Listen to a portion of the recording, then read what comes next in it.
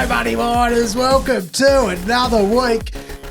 GC, welcome back. Thanks, You're a Matty. regular. You're going to be a regular because the fans love you. Trav, GC, could you friggin' imagine if on the weekend you're drilling some exploration holes and your gyro broke? Oh, God. Can you imagine that? Bad. Stand down, costs everyone money. But if you're using Axis gyros, 24/7, they pick up the phone and they will ship on the weekend. Mate. Lifesaver. Like absolute godsend of a company. And I'll tell you what, Money Miners, you bloody ring them up this week and you drop money of mine, 2 weeks, get a free trial. Oh, mate. That is a deal. Oh, good. Shaunie's number's in the show notes. Give him a ring. Talk Two about week, a deal. 2 week free trial. Love it, mate. Oh, What have we got today? flying out the door. Mate, Trav, you're going on the big landscape. It's like we're not building, we're buying these days. And maybe BHP's building. Yeah. Maybe Rio's buying. Yeah, anyway. But there's the two biggest, miners that we think of when we think of big mining companies. There's big copper deal rumours about them going around. So we're going to talk about BHP, Lundin, Filo, and we're also going to talk about Rio Teck. Oh, mate, holy snap and duck shit. It's bigger than the Trump assassination scandal. It's Sure is. fucking hell. Mate, Bellevue come out with the early quarterly. Now, I can only surmise that they've put it out, so I did not have my attention diverted to any other mining companies, and they wanted me to give it a full suite of a segment, and I've done that. There's a carton on the line, Matty. Yeah, no, I think my landscape's changed. Big stakes. GC, you done a bit of around Just a the bit grounds. of around the grounds with De Grey's quarterly out today. We've got the Liontown done a small offtake and also Meeka metals as well. Oh, yeah, buying up some bloody cheap mills. I like the way they're operating. I like it. Right, let's get into it. Trav, big news from the big miners is M&A about to really There's rumours about, mate. start happening. Yeah, I'll start with the more material sort of deal on the table right now. Well, look, BHP has apparently been approached by Lundin to put forward a joint bid for Filo mining. Late Thursday, BHP, they actually came out with the news that Nickel West would go into care and maintenance until at least 2027. We didn't even get a chance to chat about that on the bloody potty because we'd ripped the show by then. We put up an interview on Friday. So, mate, big news. I suppose the one thing out of that, Trav, was shows how much money they were probably losing if they're willing to pay $450 million a year Care and to put maintenance. it into care and maintenance. It's amazing. Phenomenal. Dreadful. Yeah. But yeah, I was like, geez, this is big news. So I did an impromptu Twitter Spaces. Good old Tommy Woolrich jumped on. Koala jumped on.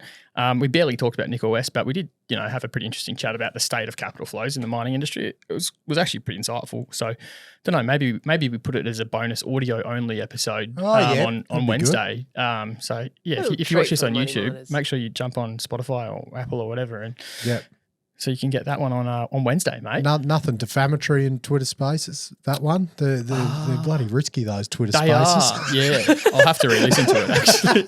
I probably said something I shouldn't have. Anyway. Now to the actual news, though. So on Friday, Filo's share price shot up as much as 10%, and then it gets halted, right? Lundin mining shares briefly dip and then recover. And there's this story that emerges in Bloomberg saying that Lundin has approached BHP to pitch them to jointly bid for Filo. There's some context that is important when we talk about Filo and Lundin and everything like that. And unless you've been paying close attention to the Vicuña district dynamics, a lot of that context will probably be lost on you. So I'll try my best to summarise the high level points for the money miners here. The Vicuña district is an emerging kind of copper super district. There's, high grade, well, sort of lowish grade, but there's just copper porphyries, large scale copper porphyries, almost everywhere. And then I know, Lunawacy isn't a porphyry, but there's just bloody copper everywhere, and it's all in this kind of condensed district called Vicuña. And it's sort of Chile, Argentina. It's near the border. Correct. Yeah, it's it's not without its obstacles. There's water, politics, infrastructure, like you said, inter-country kind of dynamics. But the size of the prize looks worth it.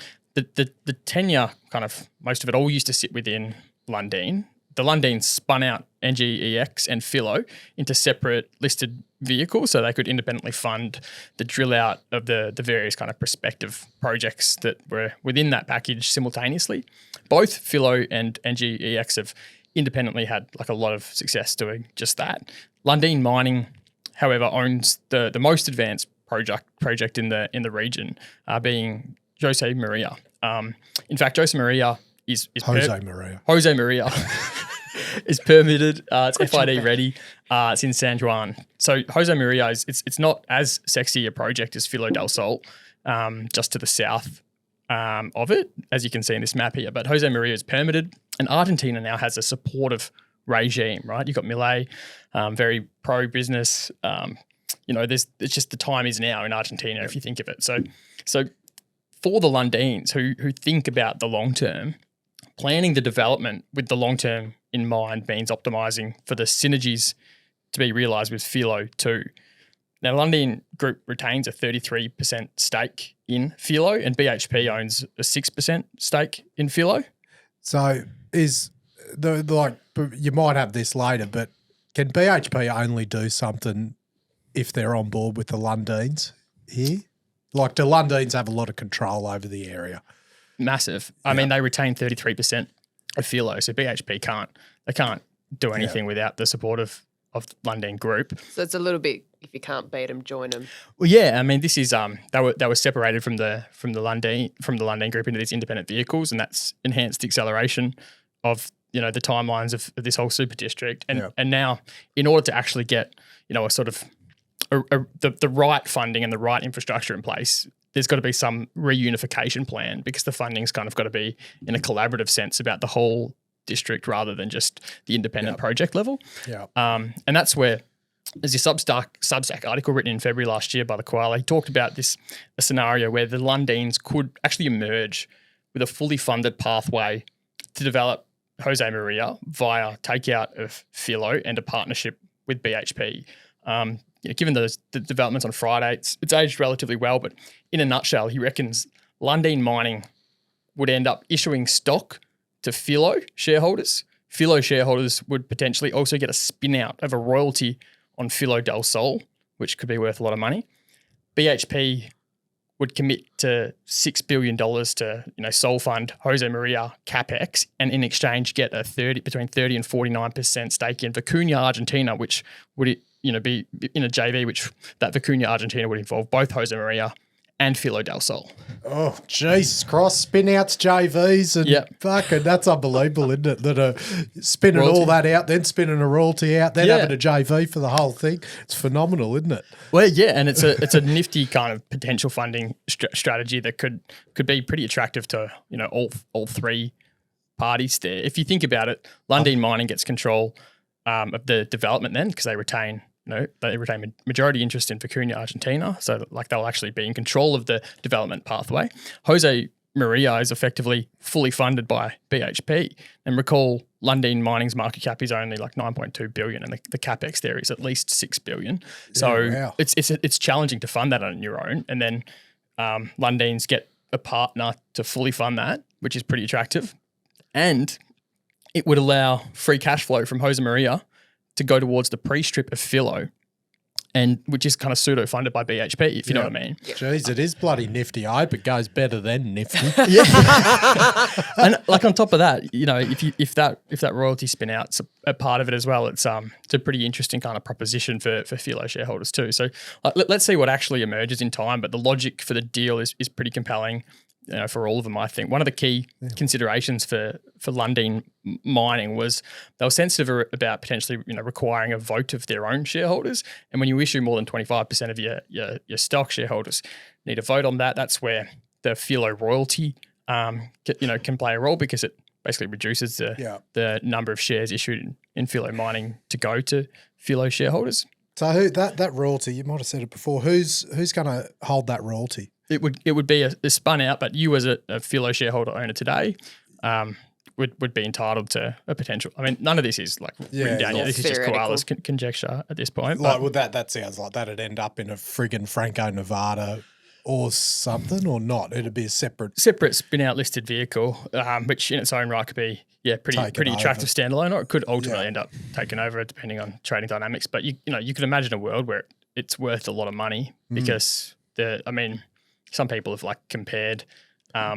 Filo del Sol to Escondida, and imagine having a 2%.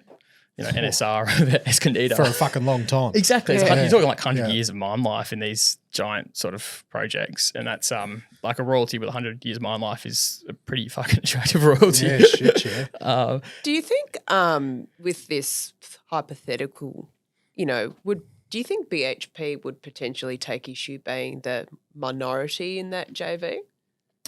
I'm sure they potentially would, but it's just about having who's really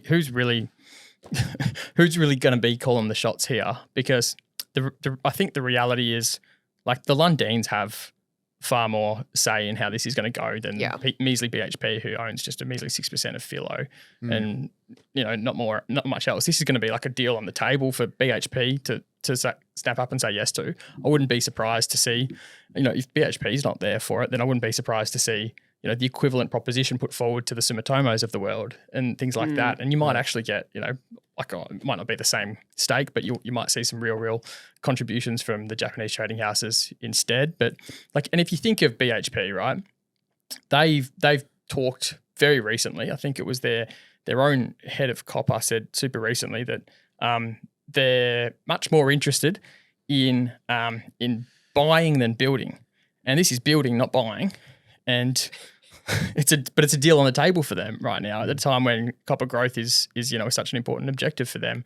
I think that they should pull the trigger on this. I don't know what the final proportion of a JV they might end up with, but I also don't know how BHP really makes their decisions. But yeah, in a world with very little attractive copper growth, this is attractive copper growth. And the Lundins, it's not like they're that's a great partner to have. They're super well regarded, and not too many people have phenomenal working relationships in Argentina. Guess what? The Lundin family does. Yeah. And it's pretty and it sounds like this could be the only way that BHP will get exposure is working with them. And it's similar to, you'd say Rio's stake in Escondida. It's not the big one, but they've got exposure to it.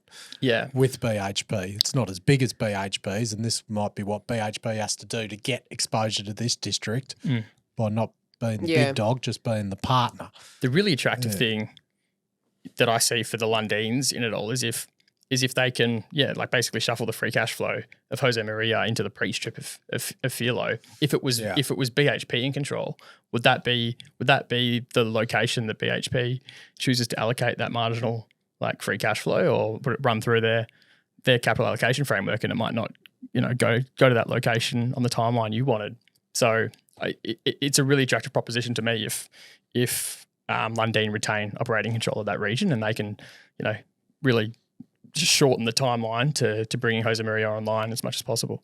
Sorry, to bringing Filo del Sol online as much as possible. It seems to me, sort of like you were saying, Matty, BHP seem to be happy to sort of forego their previous thoughts around M&A to get this copper exposure is worth it more to them. I wonder if they'd be doing this if the Anglo deal fell over. Yeah, well, who knows what they're going to come out with if they say yes or no to this, but yeah, I got no idea. Matty, got no idea, but probably not. I suppose, it hasn't happened yet, has it? We're talking about it in a theoretical sense. Hey, but Trav, you're that fucking far ahead of the market, steps ahead. You're thinking about next week's cuts underground. Yeah. You're not thinking about getting the one on the deck today. No. This is what separates you from the pack. So thanks, Matty. Yeah.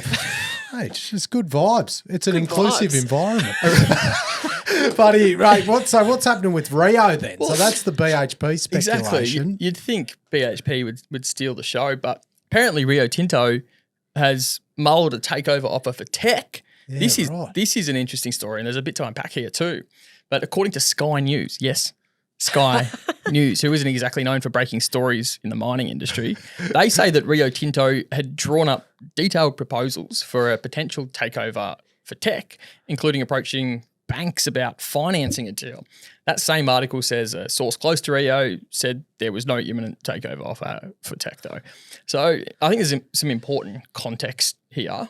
Firstly, it was literally Thursday last week that Teck completed the sale of its 77% interest in Elk Valley Resources, or EVR. That's the steel-making coal business, which they divested to Glencore for about $7 billion US, but it's a really, really like top quality coke and coal business that. Teck is one of the few companies with a fantastic kind of copper growth pipeline. And with that divestment of EVR, there's like no more fossil fuel exposure in its production. With the ramp up of QB, they reckon they're going to double copper production to 600,000 tonnes per annum this year. So of course, a mostly pure play copper company with growth is damn attractive to the major miners. Fascinating that this potential deal leaks literally the day after Elk Valley divestment kind of completes. But anyone would think Rio said, "Oh, look, if you get rid of all that, maybe we'll come to the party." Oh yeah. Well, yeah, I don't know. The getting a deal done would absolutely not be straightforward though as well, right? Because if you remember last week, the Canadian government literally said it would only greenlight foreign takeovers in the most exceptional circumstances. So it's the exception, not the rule. I think this one's a lot bigger than 1.3 billion. Yes. Which was that was the threshold. this is like a potentially a $30 billion kind of takeover would be involved here, and I don't imagine it would be a particularly straightforward pathway to control on shareholder approval. So you've got the regulatory doubt, which it's the exception, not the rule, that Canada would allow it, and then you've got the complicated shareholder pathway as well. So Teck, they've got this stupid dual class voting system. There's Class A shares and Class B shares. Now, the Class A shares get super voting rights, and they are largely controlled by the Keevil family. In April last year, it was agreed to phase out the dual share structure in 6 years' time, but they still exist today. And for all intents and purposes, the Keevil family still have the ability to defend any Rio Tinto offer in their own right by way of these super voting shares. Who's the Keevil family? Never heard of them. Oh, really? No. They've got like 4 generations of history with Teck. So it's one of those really well-established mining families over in Canada. Ah, right. There you go. They sound rich. They probably got a couple of bob to them. Keevil family. There you go. Yes. As to date, the Keevils, they've not been particularly receptive to unsolicited offers.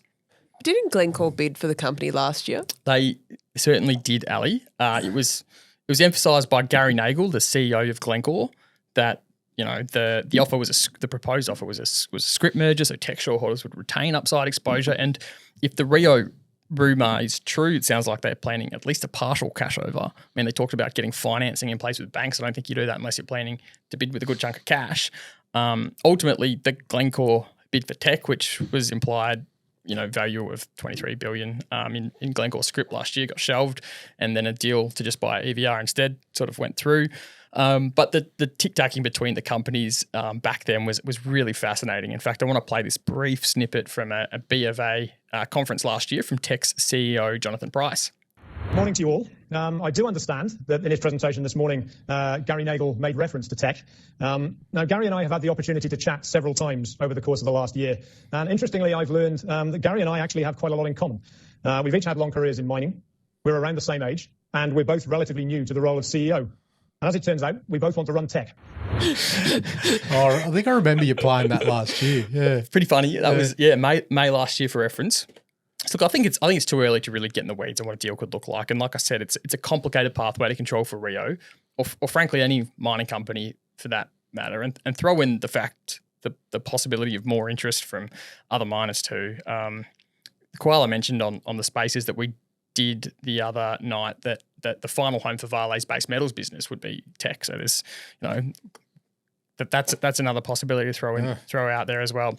Leaving kind of Vale purely focused on iron ore. I mean, look, the marsupial is keen to follow up Thursday night spaces with an Australian appropriate time zone. So might have a chinwag at 7 p.m. Perth time tonight on those 2 stories as well, which is very much in his his wheelhouse. The big M&A, big end of town M&A, Matty. Yeah, nice. He would. You can't see what he's wearing on Spaces. Like, he's probably got a nice dress shirt on. Yeah. Mate, Dress as well. He was much more succinct than usual on Thursday. Ah, go koala. Yeah, you would have actually liked it. Retain some of it. Yeah.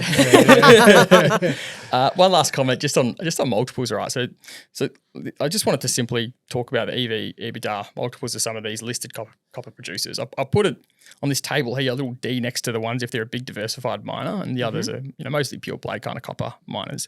And these multiples aren't perfect. It's based on kind of consensus next 12 months EBITDA. Some of them are ramping up substantially, so next 12 months isn't really representative of steady state on NAV or anything like that. But the point is, pure play copper companies command a much juicier multiple than the diversifieds. Take Freeport, for example, just as the benchmark there.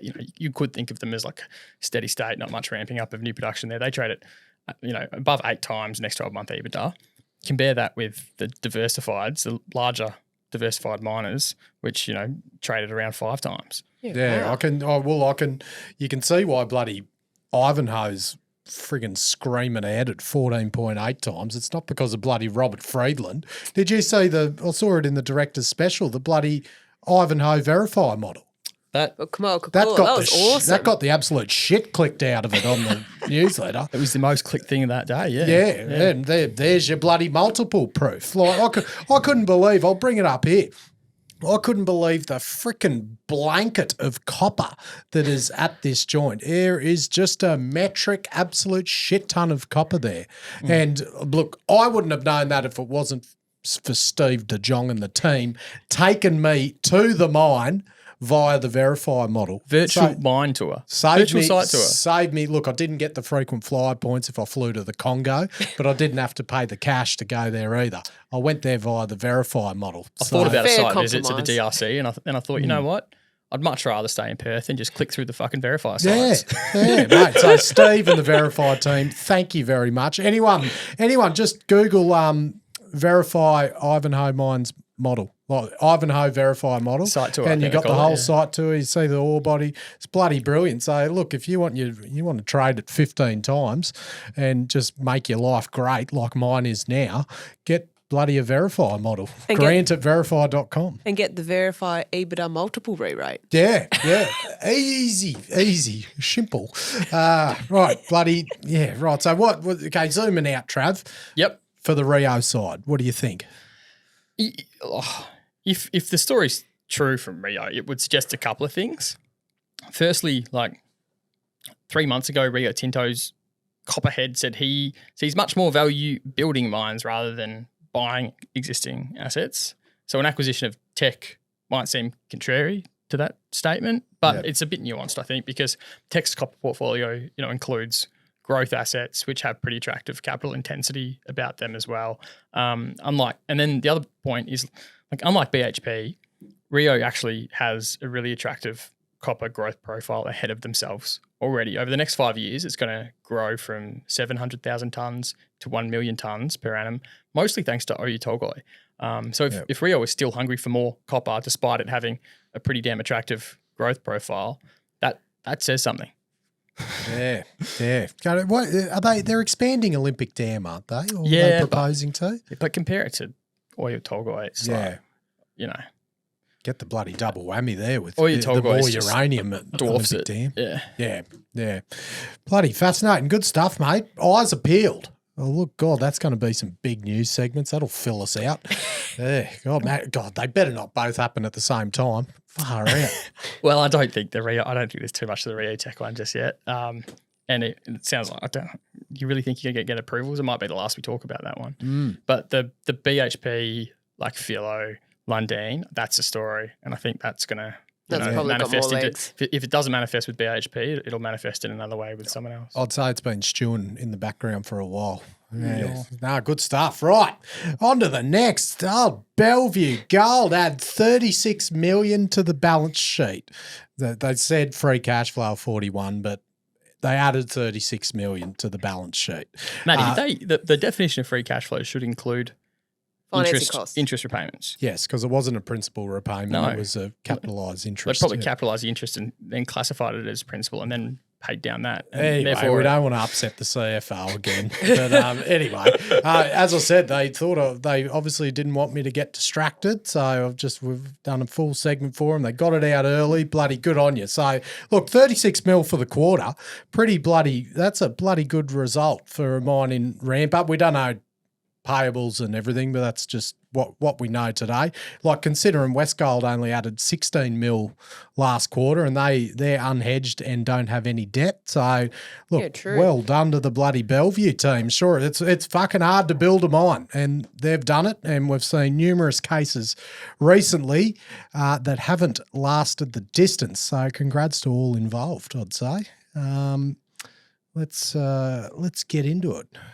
Maybe I'm buttering them up a bit before we get into the segment. I was going to say, Matty, you're much more complimentary than you were when we were just chinwagging beforehand. Well, there's always questions. There's always questions, but they feel good now. All right, so they've still got debt of 219 million. I'll bring up the waterfall chart here. So 5 million was paid off, is like debt. It's interest payments. Yeah. So that's so they've maintained 219 mil. So they've got there's a principal payment coming up in 30th of September. So that's 6.8 million they've got in restricted cash. So the Argonaut model has them repaying about 60 million in debt per annum. So it takes it out 3 or 4 years before that quantum is paid off. So, and what do you boys think of this water flow chart? Mate, they've broken one of my rules. Site expenditure including growth capital. What was one of my rules, Matty? Got to separate it. Separate it. What do you like? What's your growth cap? So they've grouped OPEX with whatever they're spending still sinking a shaft and all that sort of stuff for vent. Like, I want to see that separated. You can't say you didn't inform everyone, Trav, after your brilliant segment. But anyway, let's leave the waterfall chart. Let's get on to the nitty-gritty. So they processed I'll bring up the table of the physicals. What can we surmise from it? They processed 240,000 tonnes, so pretty bloody close to that nameplate 1 million tonne per annum. So it looks like the dirt's getting through the mill. But they only mined 200,000 tonne of ore. So effectively mining hasn't kept up with processing. And you can also see there was a lot more capital development than operating development. So the operating advance is about half of what it was in the last quarter. So operating development is pretty much the ore development plus everything sort of close to the ore. Once you get past all the escape ways and the stockpiles and everything, that's when capital development turns into operating development. It's all the operating development's the stuff that goes to the ore. So I'd surmise from that, I reckon stoping is right up the arse of development. Like, the development isn't shitloads ahead, and I think probably a bit of development pressure on, which is always going to be a challenge in hard ground, because you're just trying to get bloody as far as you can ahead and putting all your capital infrastructure in, but the rock just won't let you get there quick enough. So, don't know. But that's my prediction. I was going to say, Matty, for the money miners and for the non-technical heads out there like myself, can you explain what the difference is between development and stoping ore? Oh yeah, because that's funny. And that was the other one. And I'll on the back of this. So stope ore haulage, 167,000 tonne, which is about what they need every month. But the development ore was down because obviously the development advance was down. So I remember, I think it was the Northern Star, one of the quarterlies previously, they said they target, and I'm pretty sure every mine's the same, they target about 2/3 stoping ore and 1/3 development ore. So your development ore is what comes out when the jumbos develop the ore drives, the 4.5 by 4.5 excavations, tunnels that you'd use to get the machinery in, and then the stoping ore is what comes out between the development drives. So that's like the big bloody narrow mining, the bloody gold vein and a bit of shit around it. That's your bulk mining. That's the money maker. But the thing is, that's how you get the most ore out quickly, is the stoping ore. But the development ore, like say with narrow vein mining, which is what this is, not all of it, but most of it is, you have to mine 4.5 metres wide. So, but your stopes, you might try and mine them as thin as possible to just get the vein. ore. So it might be, 2.5, 3 metres wide. So your grade for your development drive is lower because you're taking more waste on the outside, whereas the stoping ore, you're cutting it a bit finer. So if you have too much development ore and you're not getting enough stoping ore out, your overall grade, gold grade, is lower because you're diluting it with more development ore. Hopefully then the stoping ore catches up, which means lower grade through the mill. So that's why they target 2/3 stoping, 1/3 development. So that 167,000 tonne that they got out of stoping on a 250,000 tonne run rate is bang on 60. That's 67%. So that's 2/3 stoping. But because the development, it looks like they might be a bit behind getting to the next level of development ore. They didn't have as much, and they were probably focusing more on capital. The development was down, which brought the total down. So, so look, looks like there's a lot of work ongoing to properly set up the ventilation, the pumping, and the power infrastructure. Because there was a comment in there saying that explicitly saying infrastructure will continue into FY25, which is talking about the pump stations, ventilation drives, and I assume ventilation risers, power, which is like substations, and that will help increase development rates. And look, because the challenge with Bellevue is not just the hardness of the ground. You look at the VRIFY model here, again publicly available, is that it's a very laterally spread out mine. So each ore body, because there's one over here, one over here, one over there. Yeah, you need independent ventilation for those areas, independent pumping infrastructure, more substations to get the power over there. So it's a lot more to set up compared to, and I've compared it to Spartan before, when you've just got sort of one decline going past each ore body. You can then pump all the water out together. You can set up the power independent, at the same area. So it's just a challenge of the way the ore body is. So, and because you got more vent, more substations, more stuff to set up, that can chew up the jumbos because you need more. It's more capital work. That's all classed as capital. But the more capital work you do, the more you take away from getting to the ore quicker. It's more stuff to set up. So, and just it just slows. It can slow the mine down while you're setting all this up because you're waiting on getting another substation in, so your power might be tripping. You're waiting on getting vent drives in and risers pulled through, so you mightn't be getting enough vent to get enough trucks down to everywhere to get the dirt out quicker. If you haven't got the pumping infrastructure set up, means you might be pumping the water out quick enough. It's all flooding the decline all the time, and it just slows the whole operation down. It just feels like they're still in that. They are ramping up. They're still in that phase of getting the infrastructure set up. This is what I can surmise. Yeah, it's fucking hard. It's heaps easier talking about it on a potty. I can tell you that. That's why I give it away. I couldn't cut the mustard. So yeah, I think, and I think all of that combined is linked to the fact their processing recovery was 90%. Now you wouldn't think that, would you? No. Because the feasibility study was 95%. Yeah, I think they were above 95 per load, but I don't think that you can directly relate that to having it out of the mill, because the mill has been designed for, I think the reserve grade was 6.1 grams. So you can say that the Deacon load high grade is 96, 97% metallurgical recovery. But when you run it through a mill that is designed for 6.1 grams, you can't just chuck high grade in and get that. It's going to, it's optimized for that grade. And I'll get to why that's so. So why would the processing recovery be low?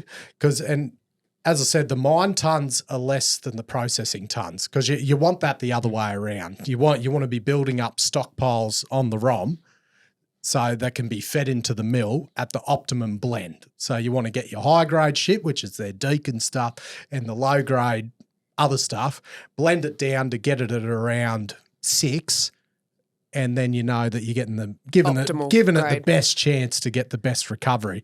And look, they're great. Their stockpot, their processing grade was 6, but I'm thinking, because if the mine dirt is chasing the processing dirt, and especially the fact that they want to get a good quarterly out, they're in ramp up.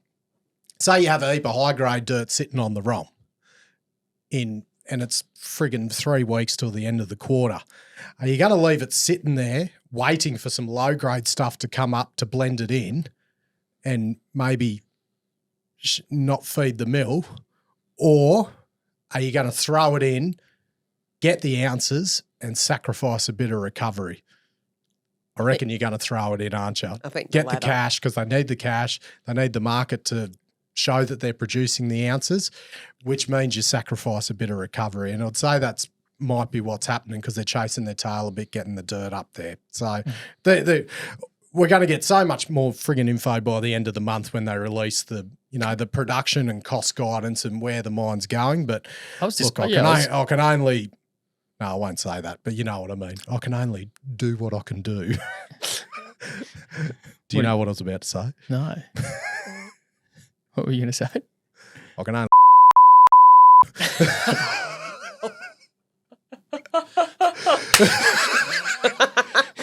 Jesus.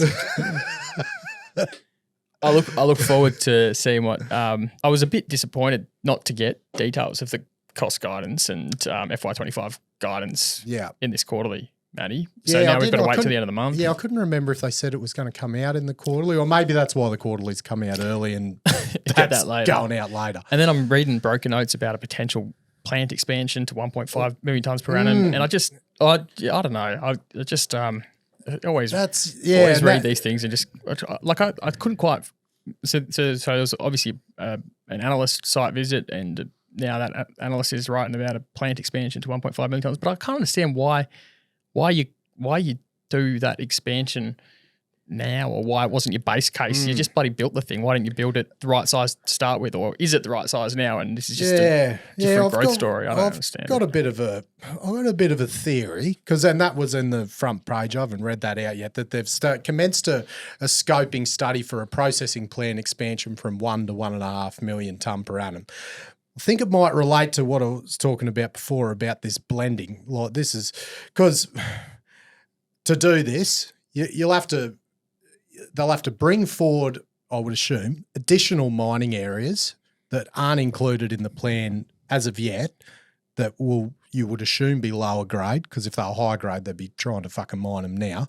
But they're going to, bring forward the other areas lower grade that weren't included in the original plan. So, and as we've seen because they've got to find 500,000 tonne a year, which means more gear, more areas, it has to come from somewhere. So we've seen from the infill drilling of that Deacon lode, which is the honeypot for Bellevue, it looks like the grades are looking to be higher than originally forecast. There's that high grade shoot that they were talking about. So there might be like a positive reconciliation, because they wouldn't have wanted to overcall the Deacon in that stage 2 study, because they're real fucking committed then. You always want to under-promise and over-deliver, especially when dealing with high grades. I don't know. At no point did I get the impression that Bellevue was under-marketed. No. Definitely not under-marketed, but they could really shoot themselves in the foot if they aren't conservative on a real high-grade ore body that could have variance. So, and it looks like that might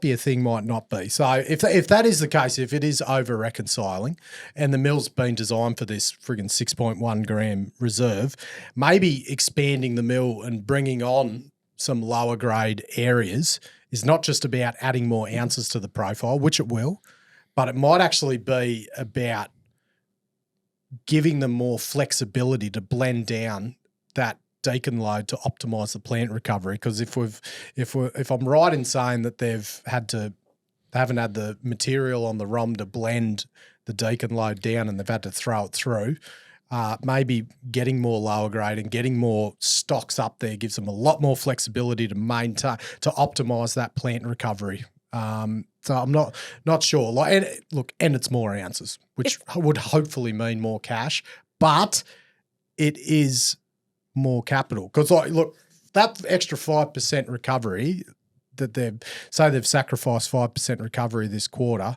that's 7.5 million cash on the ounces they produced. Because that would have been sold at the spot price. The thing I don't understand, Matty, and if this is the case, and further to Trav's point before, this would have already been known before they started mining. So why wouldn't they have started this at 1.5 million tonnes to begin with? A lot more capital. There would have been a lot more debt, a lot more risk. I think staged approach is... That's why. Yeah. Doesn't every ore body have an optimal rate at which you can mine it? Not when they're spread out like this, because they do when it's like, I guess, one uniform, one going down. But when you've got additional areas that you can go mine independently, no, it doesn't, because you can set up additional mining fronts. You do need additional capital and additional fleet, but you can add to it a lot easier when it's laterally spread out and independent like this. So you know what a cynic would propose? Oh, I reckon it's exactly what I'm thinking too, Trav.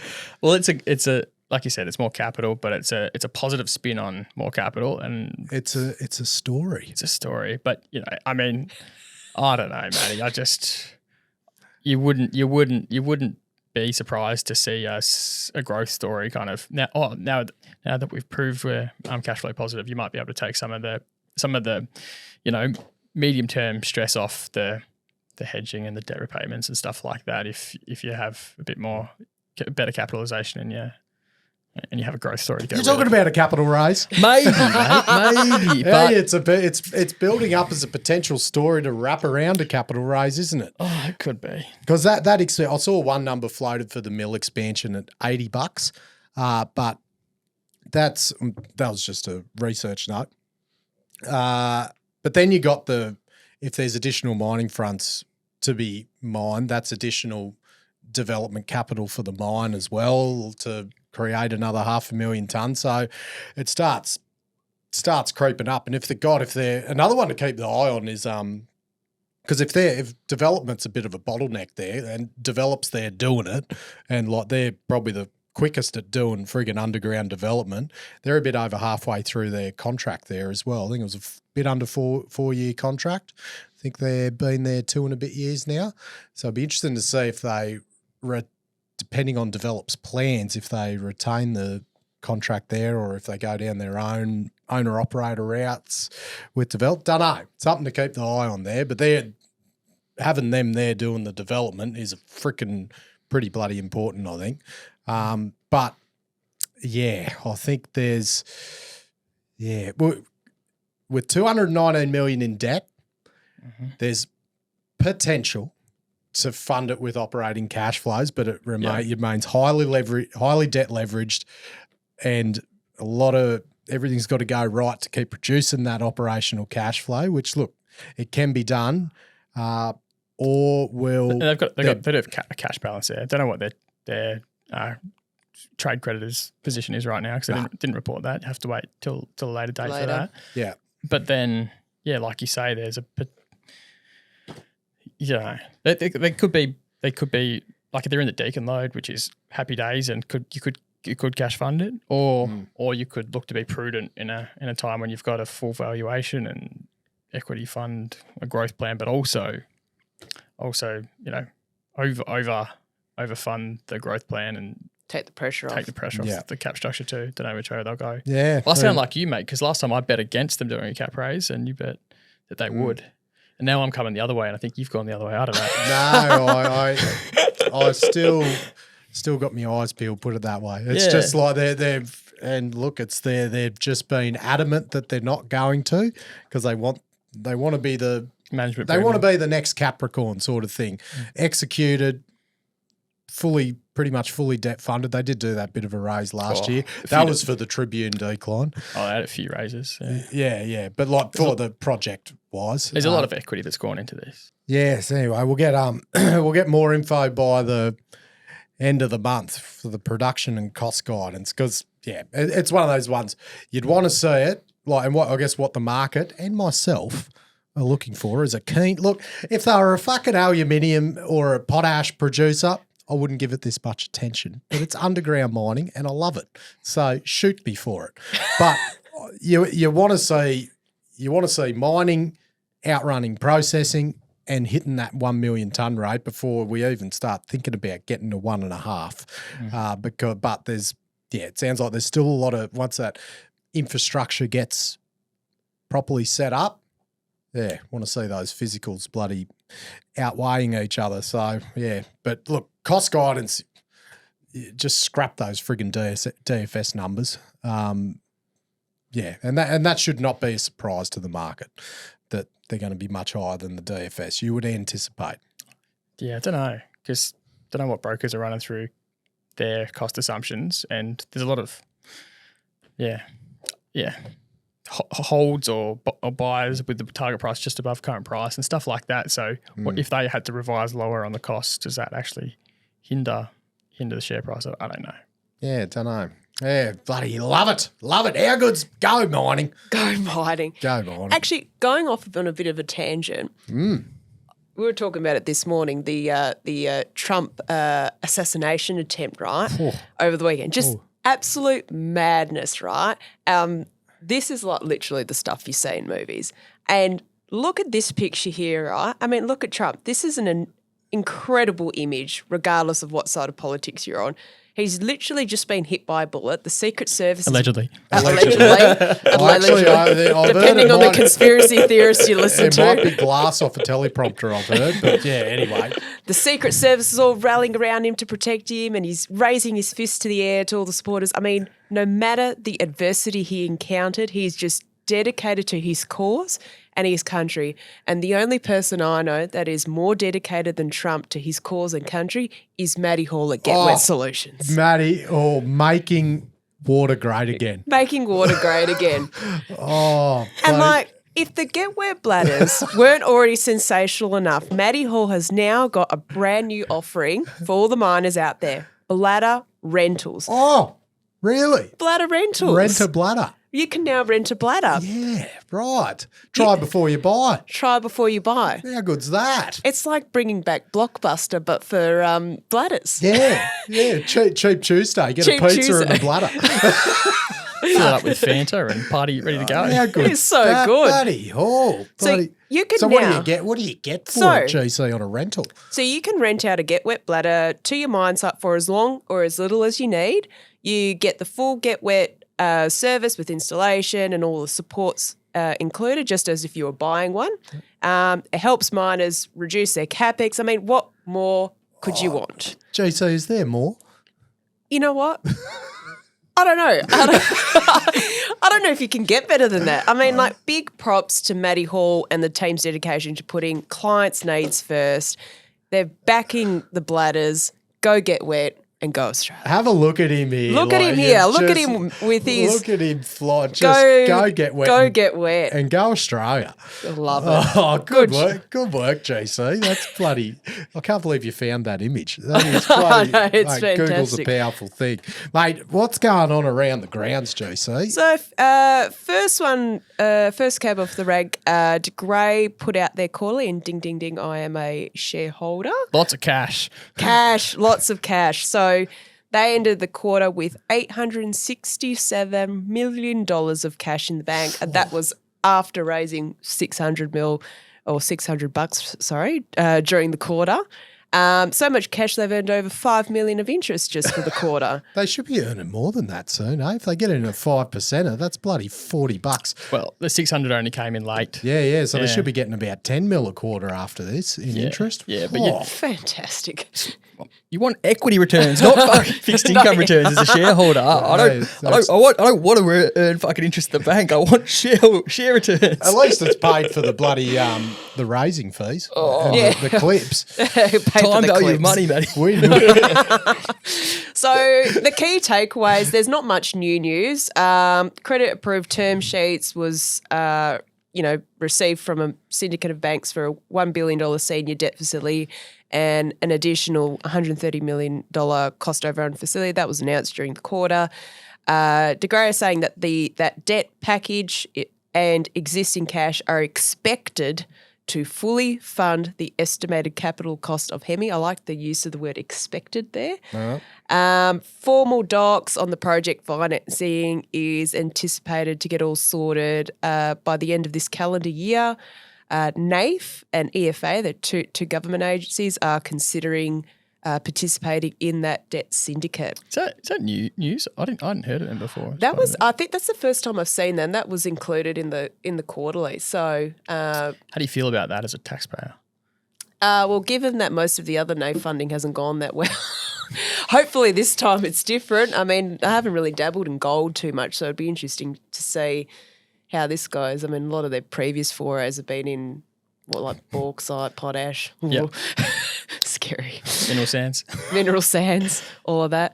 So, and final debt drawdown is primarily subject to the receipt of Enviro approvals and FID by the company. Looking at the Enviro approvals, the section in their quarterly, it seems that like they're progressing, but on the slower side. Just quote from the quarterly, these approval pathways are consistent with those published in the Hemi DFS from September 23, although the timing of receiving such approvals is uncertain. Lots of progress on various items on the project development front, including expressions of interest to contractors for EPC or EPCM bids for the Hemi plant. And we saw also a few days ago the release of the Hemi regional study, which adds like around another 140,000 ounces per annum to Hemi between years 4 and 9. Fuck this. I'm going to just say it. De Grey makes me nervous. Mm-hmm. What makes you nervous about it, Matty? Okay, let me go through my nerve-wracking reasons. Right, 1.2 gram refractory deposit that is fucking huge. It is being built as a huge operation. I'm like, is there a chalicey risk to this that it might not be that big and get downgraded and it's not as big as everyone think it is? I don't know if that's going to happen. It's in the bloody Pilbara, so it's going to be dealing with friggin' cyclones all the time, and it's like imagine the quantum of rain delays that would make the ounces that are attributed to any cyclone delays up there. And yeah, it's just, there's so many moving parts. It's a brand new, I know you can recruit anyone you want, but a new company to build one of the biggest gold mines, definitely one of the biggest recently built gold mines in the country. An established technical process, but one that does not exist here in Australia yet. No, it's makes me nervous. And a ding ding dong. Yeah. And a team that needs to prove themselves, not one that is proven. And talk about a friggin' trial by fire. It's but yeah, it's just I don't know. God, if it was fucking 1.5 grams maybe as a refractory. Well, as you say, just a 0.1 gram a tonne movement when you're mining or you're processing. I mean, in absolute terms, it's not huge, but in the case of a 1-ish gram per tonne ore body, that's 10%. Yeah, and that's 12%. That's a grade. Imagine a friggin' 10% variance in the recovery if the POX isn't work when it's performing. Like, yeah. So not without its challenges, but very keen to see what happens there. Trav, I think you got listened to by some people from the AFR because I was listening to the Chanticleer I didn't listen to it this weekend. the other day. What did they say? Shout out, Macca. The guest, the colleague he had on, I forget her name, sorry. No, apologies for that. But she actually talked about mining, and I don't know if it was specific about mining, about impacts of rainfall being negative. And she said that there's never been a mention of cost of guidance uplifts due to better than expected rainfall. Oh, really? And I feel that came from you. Was it Miriam? Yeah, I think it was Miriam. Oh, shit. Yeah. So she writes Rear Window. She listens to the pod. Shout out, Miriam. That'd be why. So she's the one that wrote the Graham Kerr article off the back of our work that she got the inspo from the potty. Shout out. I'll just bloody confirm it was her because I'll sound like a dickhead otherwise. No, Vesna. Oh, fuck. Sorry, Miriam. It wasn't you. It was Vesna. Yeah, so... Yeah, give Trav credit next time. No. I'm sure she got it independently. Right, good. GC, what's next? Liontown quick update. They added another offtake for initial ramp-up volume, so 100,000 tonnes to Beijing Sino mine over 10 months commencing this September. The pricing's a little bit different to some of their existing offtakes, so it's going to be determined using a formula referencing market prices for battery-grade lithium carbonate, not spodumene indexes. But the pricing is the same as all the other pricing is that you never know the pricing. Yeah, pretty much. Yeah. And in addition to the existing long-term offtakes they've got with Tesla, LG and Ford, this one will be. And this provides them with a bit of flexibility to sell spodumene that may not match the product quality specs that are in their existing core offtake agreements. And the expected delivery before 30 September I think is quite interesting because you wouldn't do that if you weren't pretty bullish on your ramp up going bang on. So that's that one there. Yeah, right. I saw that one. They're pretty. They got a lot of contracts in place in the early years now, and and I think I raised this when they came out with the con note. But what happens if they can't meet all of the contractors? It's a big problem, right? Yeah. Anyway, Got to buy it off someone. Of someone. I don't think Well, there's it much depends of a on spodumene spot market. it depends on the terms. Not all of them are. Not all offtakes are structured that way, and oftentimes your offtakers will be flexible when you have challenges. But I'd love to know the details on that one. That's probably an easy answer to it. But yeah. Yeah. And last one for the day, we had Meeka Metals. So they picked up a 750 kilowatt ball mill for their Murchison Gold project. It's claiming to expand their processing capacity by 30% to 640,000 tonnes per annum, cutting back some of their ball mill capex compared to the DFS and reducing the lead time as well by 33 weeks. So it's expected to be on site this September. By doing that, sort of allows some previously excluded ounces from their recent DFS that were excluded due to mill capacity constraints to come in, and also some ore stockpiles that have built up in those initial years to be taken advantage of with the expanded capacity. And they're doing an updated DFS off the back of this later this year. I think they were dragging out the sort of the processing life based on the mill capacity in the last one. I so think probably compressing it now. Compressing it now, which is much more sensible, just to get that cash flow, more of it up front. And they're funding that with an existing secure bridging loan, which they announced the other month, which they also used to buy some of the camp infrastructure from DeGrussa, which is not too far away, which was also at a fraction of the DFS CapEx estimate. So I think a good proactive move by Meeka to sort of minimise costs and lead times where they can. We are expecting credit approval for the main project finance facility for Murchison this month. The DFS has 44 mil in pre-production capex. They're about a 50 mil market cap company last I checked. I would expect the project finance to be around that 30 mil mark, sort of give or take 5 mil. And then obviously they'll have to solve for the balance in equity or some other alternative. But, even if they get 30 million in project finance, that's still 15 mil. They'd have at least 15 mil because you'll have a bit of working capital leading into going into production as well. Which, 15 mil equity is around 30% of the current market cap. So that's pretty chunky. So I'm keen to see what sort of financing solution they come up with, seeing as we haven't really seen a single asset gold developer come into production super recently. Well, there hasn't been many, so I'm keen to see what they come up with. We'll see Macquarie funding it. No. At least it's like It's brownfields at least, a lot of existing infrastructure and mines, so it's not Lower on. You CapEx. wouldn't say it's easier, but it's like it's a lot more established than Yes. bloody building a. We've seen how bloody hard it is to build a brand new one from scratch. Absolutely. It's a prick of a spot to be in when you're on that small cap end and you're trying to sort financing, and the whole market knows that you're going. There might be an equity portion, and they don't want to bloody get in. They just want to wait for the equity till raise. that. The joys of being on the smaller end of town. Yeah, tough going. No, good on it. I like this sort of shit.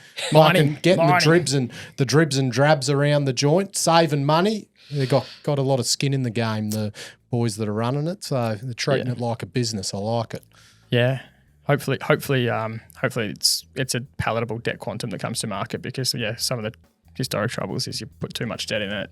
Really high risk to bring new developments online and online, and sometimes the structuring of whatever project finance is in there is too onerous for whatever hiccups come along, and equity has to bloody save the day, which is bad for shareholders. So hopefully that doesn't happen this time. Yeah, I Fingers think crossed. you'd rather have 30 mil than 219. Yeah. But you'd rather have a lot more ounces too. So True. to pay off the 219. Lovely. Good work, GC. Fucking love having you on here. You know you're on it most weeks now. Yeah. Just like, Got the weekly segment. I We'll be love like, it. GC, come over here. Another day that we had too much news. I didn't even get to talk about the fumble in the jungle. There's a bidding war on for Sierra Rutile. Can you believe it? Anyway, Fumble in the jungle. Unfortunately, I'll have to save it for another day. Oh, mate, there better be no news out tomorrow so Trav can give it the bloody Sierra Rutile the attention it deserves. Quarterly season, I doubt that's the case, mate. I know. Bellevue threw a spanner in the works getting it out early today. Oh, pump me up for a Monday. Right, thanks to all the bloody partners, Axis Mining Technology. Remember the 2-week free trial if you ring Shaun and say, money of mine. Promo code. Mineral Mining Services, MMS, VRIFY, GetWet Solutions, DSI Underground, Silverstone, CRE Insurance, WA Waterbores, and K-Drill. And You spark charts. Hooroo. What else would you use than a spark chart? The information contained in this episode of Money of Mine is of general nature only and does not take into account the objectives, financial situation or needs of any particular person. Before making any investment decision, you should consult with your financial advisor and consider how appropriate the advice is to your objectives, financial situation and needs.